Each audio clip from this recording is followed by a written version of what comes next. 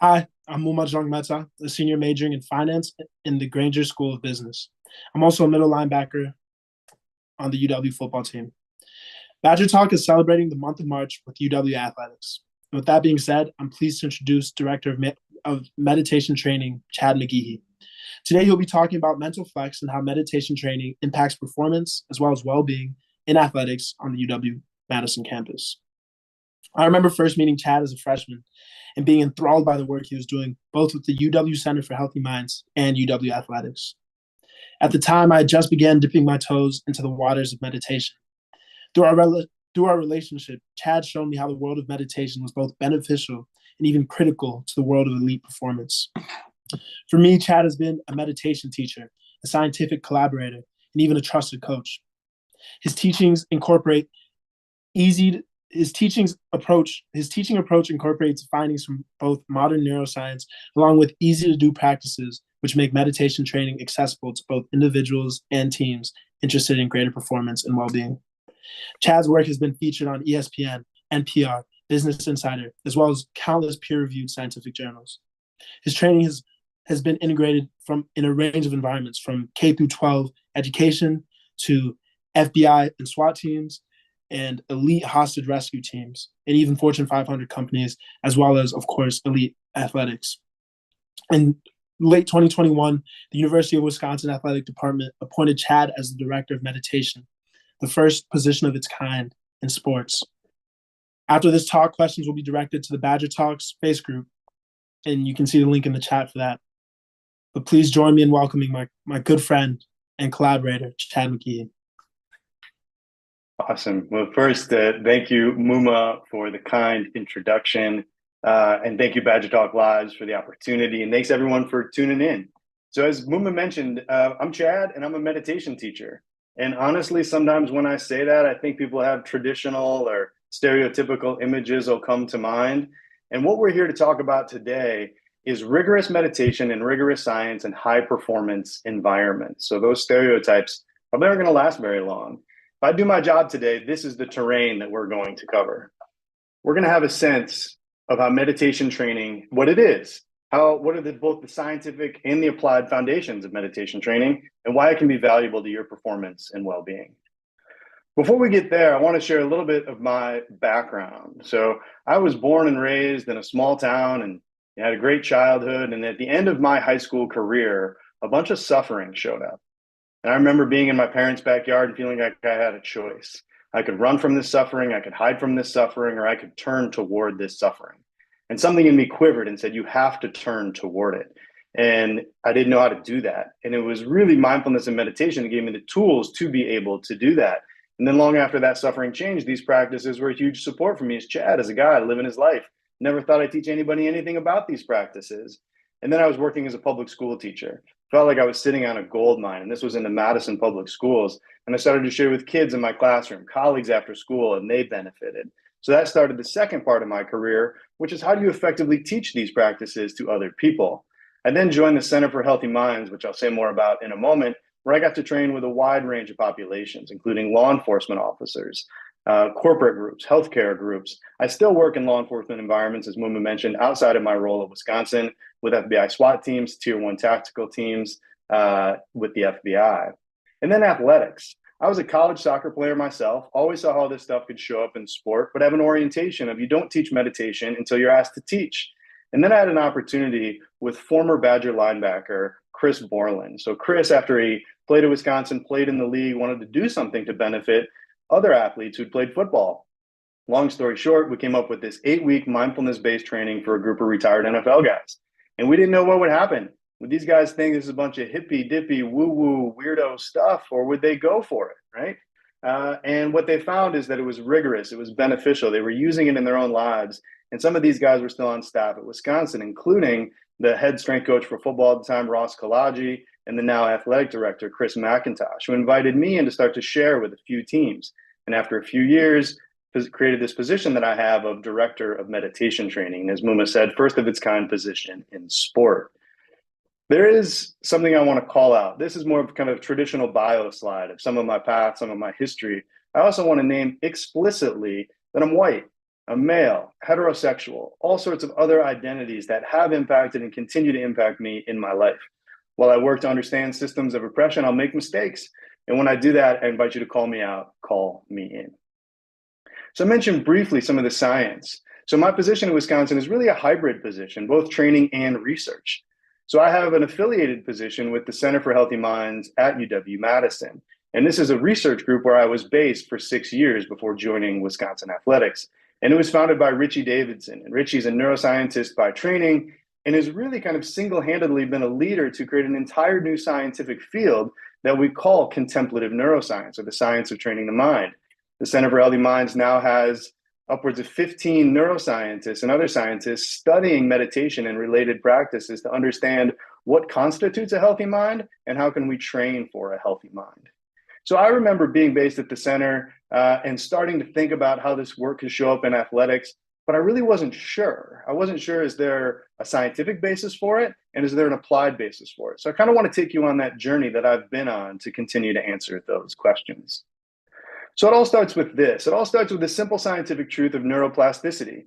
So neuroplasticity is the reality that your brain is built to learn, and it's constantly learning. The question is, who's in charge of that process? Do we kind of let the swirling winds of circumstance dictate what our brain is learning, the qualities of mind that we're being trained for? Or do we take responsibility for it? When we take responsibility for it, the way we think about that is strength and conditioning for the mind. So no elite athlete would ever take the field of competition without training their body. Yet, unfortunately, it happens all the time with the mind. Talking about the importance of the mental game, but not setting aside time to train for it. Well, we're flipping that at Wisconsin. We're dedicating time for meditation, for strength and conditioning for the mind alongside physical training. I remember the first time I walked into the Badger football weight room, I go up to this coach, one of the strength coaches, and no joke, he looks like one of these Under Armour mannequins come to life. Like I didn't know humans had shoulders that big. Say, hey, coach, what do you do around here? He says, my job is to get guys bigger, faster, stronger. It was in that moment, I'd seen that so many times on plates, sides of weight rooms, that I was born in me what I'm interested in doing. And that's training folks to have minds that are more focused, more resilient, and be better teammates. And not just talk about it, but train for it. So I want to dig into each of these a little bit with you all this afternoon. I cannot overstate the importance of attention. Attention is involved in every single moment of your life, every single moment of your performance. When we think about some of the science of attention, first let's start with our lived experience. How many times have you been told, maybe think about when you were a kid, how many times were you told to pay attention? And how many times were you taught how to pay attention? Almost never we're taught how to do this. We just expect it to magically happen. Well, that's not how the brain works. Attention is a skill that can be developed. There's an amazing study that's been done, has been replicated many times, where they send people text messages to understand where their attention is. First text message is, what are you doing? Second text message is, what are you paying attention to? So before I give you the answer, just reflect. What percentage of time do you think you're paying attention to what you're doing? Well, what they find is people are paying attention to what they're doing about 47% of the time, or half the time. And we all know what that feels like. We know what it feels like to be reading something, get to the end of the page, and have no idea what we read. Or athletes know what this feels like, to be still thinking about the last play while the next play is about to begin. So this skill of attention and having attention be where we want it to be is absolutely fundamental. I mean, how many times in sport do we say things like one pitch at a time, one play at a time, one rep at a time?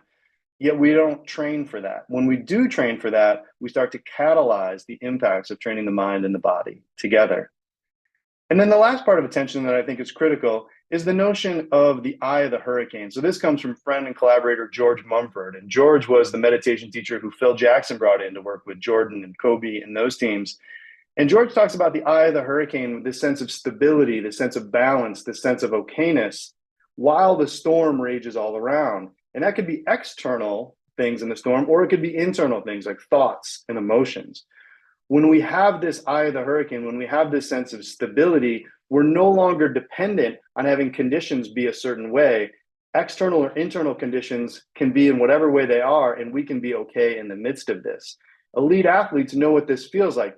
They may call it being in the zone or being in flow, but most athletes don't know how to train to experience more often. We're flipping that. We're training to experience it more often. So the next kind of more focused, more resilient, better teammate. Resilience is unbelievably important. And I love this quote from a meditation teacher who I really look up to, Sharon Salzberg. The greatest gift of all of mindfulness and meditation is learning to begin again without rumination or regret, which of course is something all of us want, and we're starting to train for it. So I'm going to share with you a seminal study that was done at the Center for Healthy Minds that I think illuminates this point very well. So in this study, they were looking at recovery from negative events. Two groups of people in this study, non-meditators and long-term meditators. Had them in the fMRI, had them in the brain scanner, and looking at the part of their brain that's responsible for perception of pain. The experimental design was these participants would hear a sound, would hear a tone, and then a few moments later, they would feel a shock on their wrist, kind of just below the level of burning. So it was a painful stimulus. So they started to pair, sound happens, negative stimulus is about to come. So let's see what happened in the study. So here we're beginning with the long-term meditators. So you can see they're in the fMRI. This part of their brain responsible for perception of pain is pretty stable. Sound comes, stays stable. And then that heat shock comes, that negative stimulus comes, shoots way up. It's there for a moment or two, and then it's gone, comes back down to baseline. Now let's take a look at the non-meditators. So the non-meditators start in the same spot, this part of their brain, pretty stable, and then that sound comes. Just the tone comes. And what do you think happens? Yep, shoots way up, right? And remember, this is just the sound. The negative stimulus hasn't actually arrived yet. And then the negative stimulus arrives, that shock is there, it's there for a moment or two, and then it's gone. And what do you think happens? Yep, stays elevated for a really long time. So when I saw this, I immediately thought of athletes.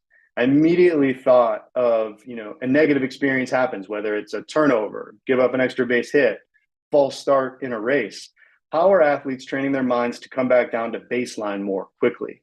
Because these negative experiences are going to happen. These challenges are going to happen. We're not a glutton for punishment. We mitigate them where we can, but they're going to come because we're human beings, and human beings who've chosen to participate in high intensity environments are going to have high intensity experiences. So the question isn't how do we get rid of them? The question in part becomes, what are we doing to train to come back down to baseline more quickly? And so I saw this and immediately thought, wow, this really shines a bright light on the difference between a trained mind and an untrained mind. And then the third area, more focused, more resilient, and better teammate. And when I say better teammate, yes, it could be literal teammates like the other athletes on your team, but it can mean other relationships in our life. It could be relationships with friends, relationship with family, community members, and probably the most important relationship we have, the relationship with ourselves. And how do we cultivate those relationships in ways that are skillful? So a little bit of science here is we as humans have what scientists refer to as a negativity bias. We're constantly scanning the world for threat, for difficulty, for challenge. And from an evolutionary perspective, this makes a lot of sense. Our ancestors needed to discern really quickly, is that a lion in the bushes?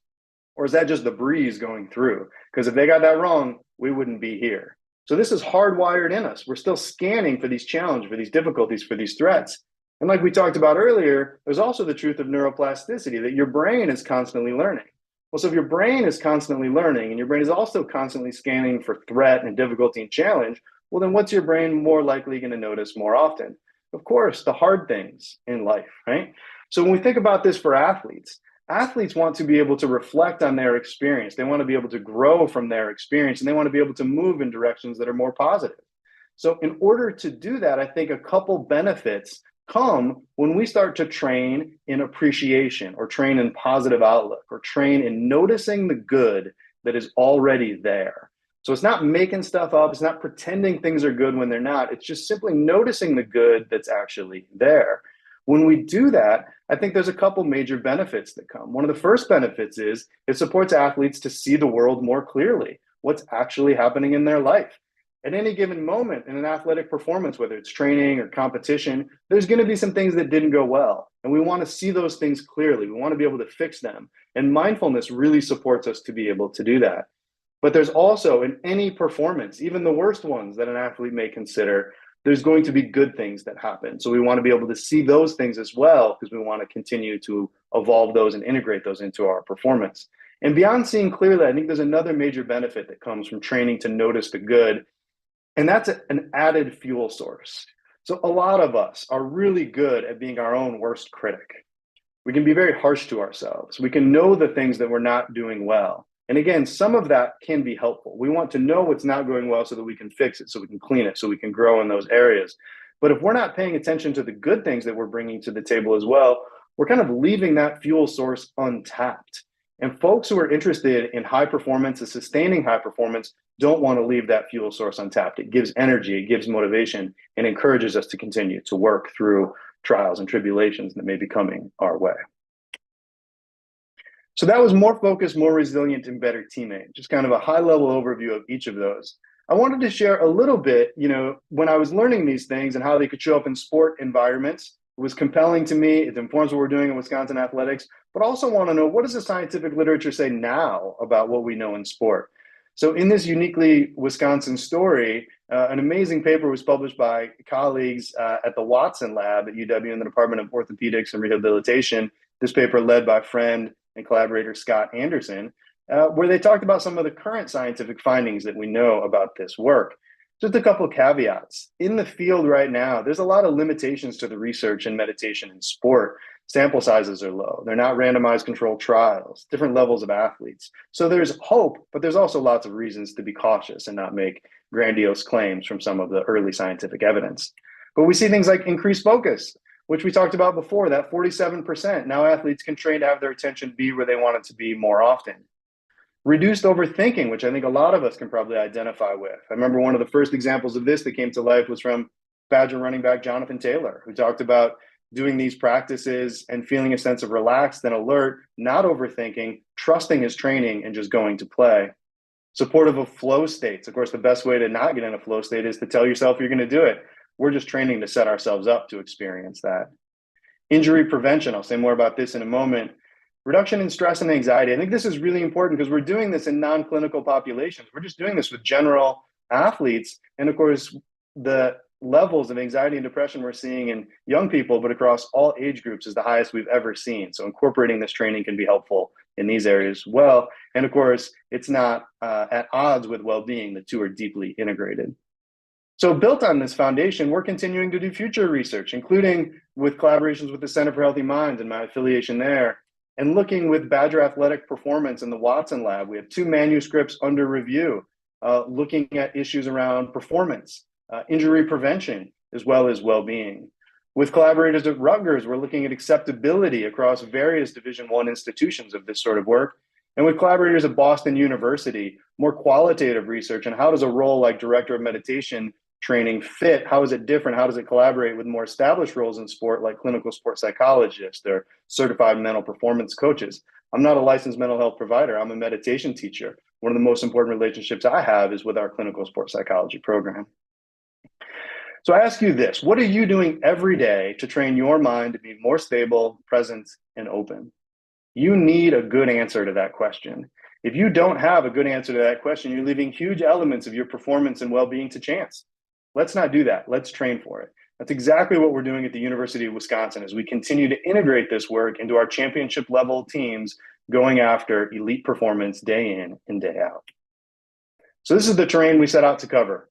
What is meditation? Some of the scientific and applied foundations, why it might be valuable to performance and well-being. Hopefully some of this has been illuminated for you today. I'd like to leave you with this. 50, 60 years ago, elite athletes weren't lifting weights. Thought it would make them bulky, heavy, wear their bodies out. And of course, now strength and conditioning is integrated into every level of sport. We have athletes like Muma, who we heard from at the beginning, who's now also a 4-year meditator and a starting middle linebacker for the Badgers.